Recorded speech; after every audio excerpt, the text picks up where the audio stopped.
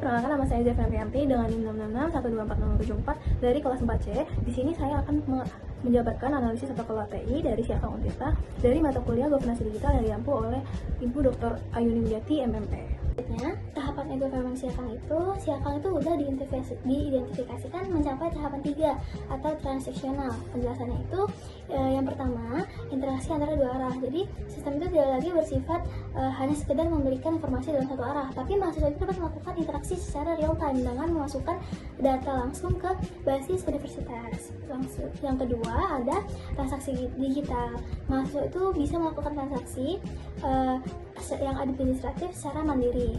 Dan yang ketiga atau yang terakhir yaitu bukti operasional. Fitur utama yang mendukung tahapan ini itu adalah pengisian kartu rencana studi atau KRS, atau yang kedua ada pengecekan kartu studi atau KHS, serta integrasi data akademik yang secara otomatis mengubah status mahasiswa.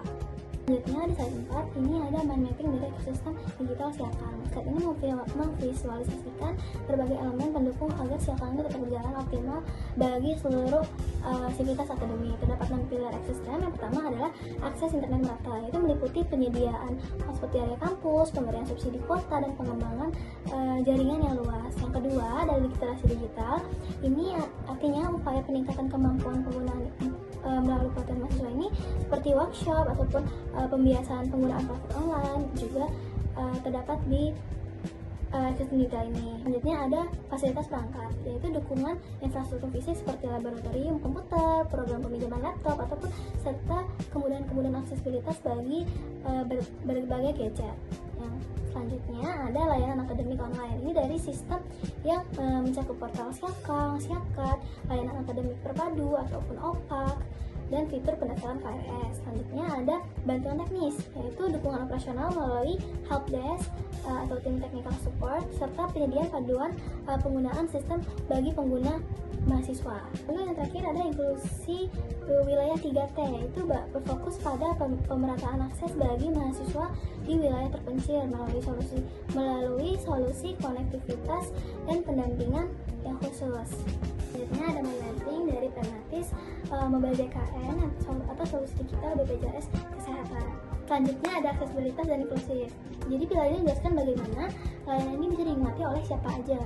Jadi ada solusi atau jembatan seperti WhatsApp bagi warga yang tidak sanggup menggunakan aplikasi besar itu, sehingga warga lansia itu yang HP-nya masih memiliki memori kecil itu tetap bisa terlayani secara digital dan menyeluruh. Selanjutnya ada efisiensi juga transparansi. Di sini tuh nilai pragmatisnya muncul dengan antrean online dan transparansi data.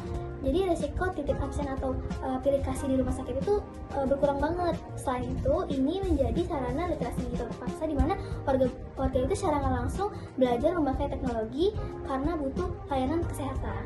Selanjutnya impact atau dampak atau manfaat nyata. Jadi hasil akhir dari penggunaan ini itu adalah menghemat waktu. Jadi nggak perlu antri 3 jam dari yang sebelumnya mengantri sampai 5 jam ataupun lebih di rumah sakit, jadi lebih berkurang efisiensi waktu juga dan menghemat biaya juga. Jadi nggak perlu bolak-balik untuk sekedar tanya rujukan doang. Jadi secara pragmatis Mobile DKN ini adalah bentuk demokratisasi dari kesehatan. Jadi yang dulunya akses informasi kemudian administrasi ini memiliki mereka yang dekat-dekat aja atau yang dekat sama orang yang pusat layanan. Jadi warga-warga yang di pelosok itu memiliki kekuasaan yang sama dengan warga-warga yang di kota besar melalui satu layar yang sama.